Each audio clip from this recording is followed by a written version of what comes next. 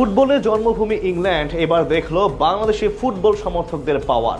চ্যাম্পিয়নশিপে লেস্টারের জার্সিতে দক্ষিণ এশিয়ার ফুটবলের রাজা হামজা মাঠে প্রবেশ করতেই লেস্টার গ্যালারি পরিণত হয় লাল সবুজের সমুদ্রে। গর্জন চলল বাংলাদেশ আর হামজা চৌধুরীর নামে। মাঝে মাঝে বাতাসে ভেসে বেড়াচ্ছিল বাংলাদেশ বাংলাদেশ স্লোগান, কিন্তু ম্যাচে তো তখনও হামজা চৌধুরী মাঠেই নামেননি। তাহলে হঠাৎ কেন কিং পাওয়ার স্টেডিয়াম পরিণত হলো লাল সমুদ্রে? ইংলিশ সমর্থকরা থমকে গেল। ফুটবলের জন্মভূমি ইংল্যান্ড যেন এক নিমিষেই হয়ে উঠল এক টুকরো বাংলাদেশ।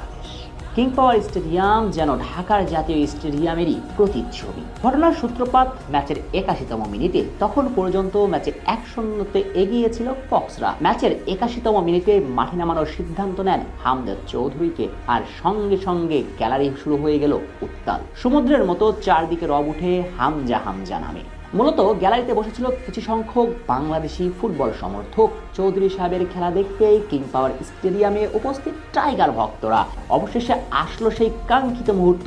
তাতেই পুরো গ্যালারি থমকে গেল। বাংলাদেশি সমর্থকদের উচ্ছ্বাস দেখছিল। সম্ভবত ইংলিশ সমর্থকরা বুঝে গেল বাংলাদেশি ফুটবল ভক্তরা কি জিনিস।